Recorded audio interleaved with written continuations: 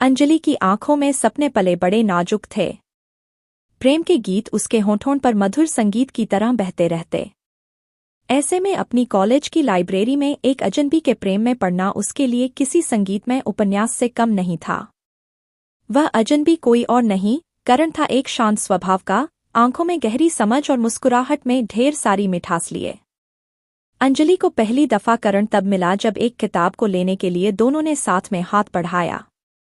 किताब पर उंगलियों का स्पर्श महसूस होते ही दोनों की निगाहें मिलीं और उस लम्हे ने उनके दिल के तारों को जैसे छेड़ दिया। दिन बीतते गए और लाइब्रेरी की यह छोटी सी मुलाकात बेंच पर बातों में बदल गई। अंजलि एक कहानीकार थी और करण उसकी कहानियों में उसका पहला पाठक। एक दिन अंजलि ने करण को अपनी सबसे खास कहानी सुनाने का निर्णय लिया।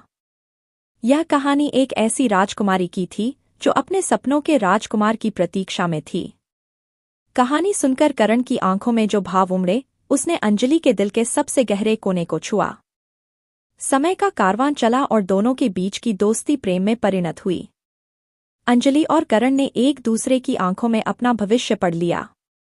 बागों में साथ चलने, चांदनी रात में सितारों के नीचे बातें करने और प्राचीन किलों को देखने जैसी सरल चीजों में वे असीम खुशियां पाते।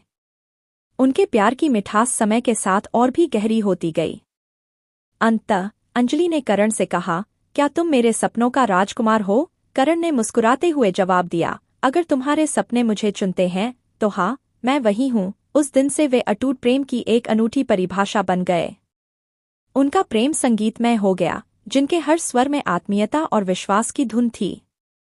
अंजलि और करण का प्रेम संसार के सब बंधनों से परे था। जब भी वे साथ होते, उनके चारों ओर का माहौल ही बदल जाता। चाहे वे बातें कर रहे हों या एक दूसरे के साथ चुपचाप बैठे हों, उनका प्यार अनकही भाषा में बातें करता। करण अंजलि को हर रोज एक नया सरप्राइज देने की सोचता। कभी वह उसके लिए गिटार बजाता, तो कभी उसकी पसंदीदा किताब से प्यारे अंशन को चुपके से उसके बैग में रख देता। अंजलि भी करण के लिए अनोखे उपहार बनाती। वह उसके लिए खूबसूरत पेंटिंग्स बनाया करती थी, जिनमें वे दोनों अपनी खुशहाल दुनिया में घिरे होते। जब भी शहर में बारिश होती, वे दोनों चुपचाप किसी छतरी के नीचे खड़े होते और प्रकृति के इस खेल को निहारते। कभी कभी वे बारिश में भीगने की परवाह किए बिना सड़कों पर नाचते और अपने प्रेम को बारिश की बूंदों के साथ मिला देते। वक्त के साथ करण और अंजलि की जिंदगी में कई उतार चढ़ाव आए, लेकिन उनका प्यार कभी कमजोर नहीं पड़ा। जब कभी करण के सपने धुंधले पड़ते, अंजलि का विश्वास उसे नई ऊर्जा से भर देता। और जब कभी अंजलि मायूस होती, करण का हास्य उसके चेहरे पर मुस्कान बिखेर देता। दोनों के बीच कोई शब्द नहीं होते, फिर भी उनकी आंखें सब कह देतीं।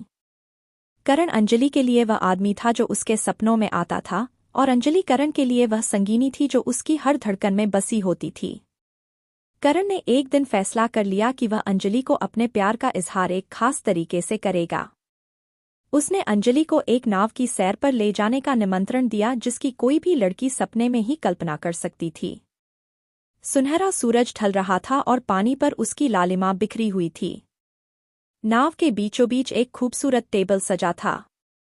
अंजलि जैसे ही नाव पर चढ़ी, करण ने उसका हाथ थामा और उसे टेबल तक ले गया। नाव धीरे धीरे झील में बढ़ने लगी और प्राकृतिक सौंदर्य से भरे वातावरण में उन्होंने साथ में खाना खाया।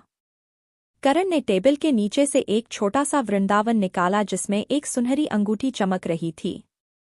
उसने अंजलि की आंखों में देखते हुए कहा, क्या तुम मेरे संगीत की धुन बनोगी हमेशा के लिए? वह लम्हा इतना जादुई था कि अंजलि की आंखों से खुशी के आंसू छलक पड़े। उसने अपने दिल की गहराइयों से हाँ में सर दिया। उस दिन के बाद से अंजलि और करण की जिंदगी एक संगीत की सुंदर रचना बन गई, जिसमें हर नोट प्यार और समर्पण की गाथा सुनाता था। वे साथ में जीवन के सुर और ताल को समझते गए और एक दूसरे के साथ हर पल को खुशियों से भरते गए। उनकी प्रेम कहानी ने सिद्ध कर दिया कि सच्चा प्यार सब परिस्थितियों में खिलता है और हर कहानी में प्रेम की अपनी एक रागिनी होती है।